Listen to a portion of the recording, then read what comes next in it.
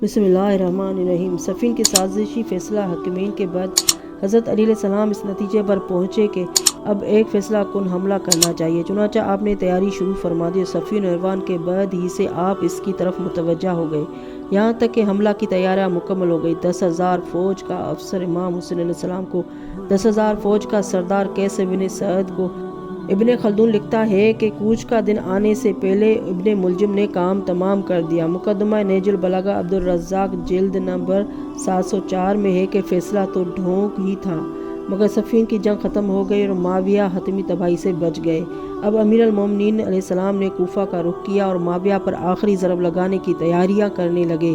60,000 فوج آراستہ ہو چکی تھی اور جلغار شروع ہی ہونے والی تھی کہ ایک خارجی عبد الرحمن ابن ملجم نے دغابازی سے حملہ کر دیا۔ حضرت امیر المومنین شہید ہو گئے۔ ابن ملجم کی تلوار نے حضرت علی علیہ السلام کا کام تمام نہیں کیا، بلکہ پوری امت مسلمہ کو قتل کر ڈالا، تاریخ کا دھارا ہی بدل ڈالا۔ ابن ملجم کی تلوار نہ ہوتی تو تاریخ مناہج نبوت پر استوار رہتی۔ پیغمبر اسلام نے پیشن گوئی فرمائی تھی کہ علی کی داڑھی سر کے خون سے رنگین ہوگی۔ حضرت علی علیہ السلام ایک مرتبہ بیمار ہوئے اور شیخین انہیں دیکھنے کے لیے گئے تو حالت سقیم دیکھ کر آن حضرت سے کہنے لگے شاید علی نہ بچیں گے۔ آپ نے فرمایا ابھی علی کو موت نہیں آئے گی، علی دنیا کے تمام رنج و غم اٹھانے کے بعد تلوار سے شہید ہوں گے۔ حضرت علی فرماتے تھے کہ میرے سر اور میری داڑھی کو خون سے جو رنگین کرے گا وہ دنیا میں سب سے زیادہ بدبخت ہوگا۔ حضرت علی نے پیشن گوئی فرمائی تھی کہ امیر شام کو اس وقت تک موت نہ آئے گی جب تک وہ میرے سر اور میری داڑھی کو خون آلود اپنی آنکھوں سے نہ دیکھ لے گا۔ کتاب تذکرہ محمد و آل محمد میں ہے کہ ابن ملجم خارجی تحریک کی اس جماعت کا ممبر تھا جو کسی مضبوط ہاتھ کے اشاروں پر ناچ رہی تھی۔ عین اس وقت جب علی شام کے حملے کے لیے روانہ ہونے کی تیاریاں کر رہے تھے، ابن ملجم کا وار کرنا یہ بتا رہا ہے کہ اس کی تہ میں بڑی سازش تھی۔ معاویہ نے عہد عثمان میں حضرت عثمان سے قتل علی کی اجازت مانگی تھی، لیکن انہوں نے انکار کر دیا تھا۔ حضرت امیر المومنین کے قتل کے انتظامات ابن ملجم کے ذریعے سے معاویہ نے کیے تھے، جس کا اقرار خود ابن ملجم نے ان الفاظ میں کیا تھا، میں نے معاویہ کے کہنے سے ایسا فعل کیا مگر افسوس کوئی فائدہ برآمد نہ ہوا۔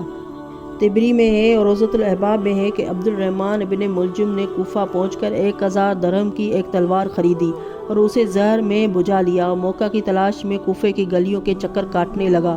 اسی دوران میں ایک دن اس کی نظر ایک حسین عورت پر جا پڑی جس کا نام قطامہ بنت نجبہ تھا، جو معاویہ کی رشتہ دار ہوتی تھی۔ ابن ملجم اس عورت کا بے دام غلام بن گیا اور اس سے سلسلہ جنبانی شروع کی۔ بالآخر بات ٹھہری، عقد کا فیصلہ ہو گیا۔ جب مہر کی گفتگو ہوئی تو اس نے کہا کہ 3,000 اشرفیاں اور علی علیہ السلام کا سر لوں گی، کیوں کہ انہوں نے اسلام کی جنگوں میں میرے باپ بھائیوں کو قتل کر دیا ہے۔ ابن ملجم نے جواب دیا کہ مجھے منظور ہے، خدا کی قسم تو نے ایسی چیز مانگی ہے کہ جس کے لیے خود اس شہر میں بھیجا گیا ہوں، البتہ تجھے بھی اپنے وعدہ کا پاس و لحاظ رکھنا چاہیے۔ اس نے کہا ایسا ہی ہوگا۔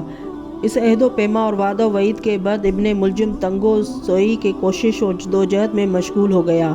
ابن ملجم کی امداد کے لیے شیب ابن بحیرہ اشجعی بھی تھا۔ روضۃ الشہداء میں ہے کہ قطامہ نے اور کئی اشخاص اس کی مدد کے لیے معین و مہیا کر دیے۔ مستدرک حاکم میں ہے کہ قطامہ نے ایسا مہر مانگا جس کی مثال عرب و عجم میں نہیں ہے۔ تاریخ احمدی میں بحوالہ روضۃ الاحباب مرقوم ہے کہ حضرت علی علیہ السلام نے زمانہ شہادت قریب ہونے پر کئی بار اپنی شہادت کا اشارہ اور کنایہ میں ذکر فرمایا تھا۔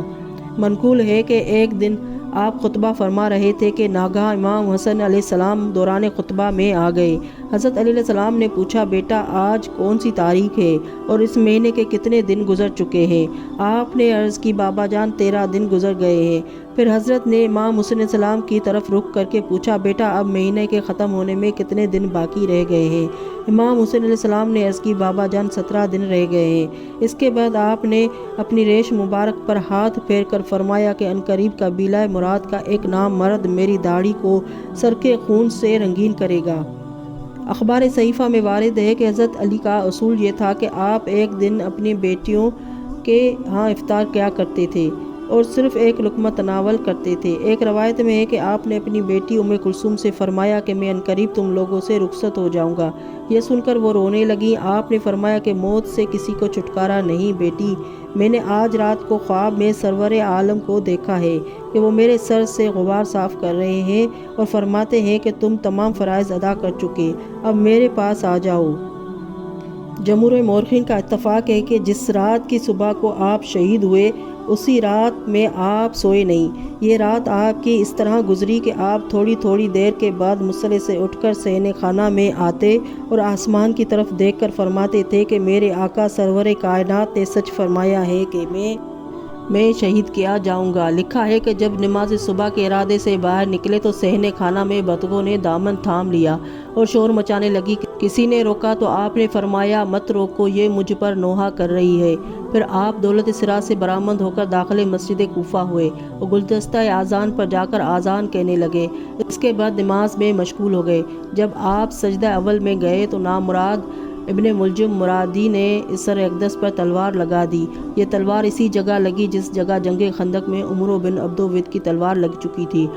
ضرب کے لگتے ہی آسمان سے آواز آئی القتل امیر المومنین، آگاہ ہو کہ امیر المومنین قتل ہو گئے۔ اس کے بعد آپ زمین پر لوٹنے لگے اور زخم پر مٹی ڈال کر بولے فزت برب الکعبہ، خدا کی قسم میں نے حیات ابدی پائی اور کامیاب ہو گیا۔ ضرب لگانے کے بعد ابن ملجم بھاگا، لوگوں نے تعاقب کیا۔ کتاب ذکر العباس میں ہے کہ آپ کو خون میں نہایا ہوا دیکھ کر اولاد و اصحاب نے گریہ کرنا شروع کر دیا۔ آپ نے فرمایا بس رو چکو، مجھے گھر لے چلو۔ یہ سن کر حضرت امام حسن، امام حسین علیہ السلام اور حضرت عباس نے ایک گلیم میں ڈال کر آپ کو گھر پہنچایا۔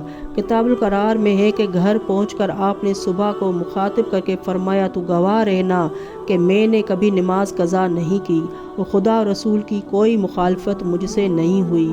تاریخ احمدی میں ہے کہ کوئی علاج کارگر نہ ہوا اور آپ کی وفات کا وقت آ پہنچا۔ امامت و سیاست جلد میں ہے کہ آپ کو کسی ایسے زہر سے بجھی ہوئی تلوار سے زخمی کیا گیا تھا کہ سارے اہل مصر کے لیے کافی تھی۔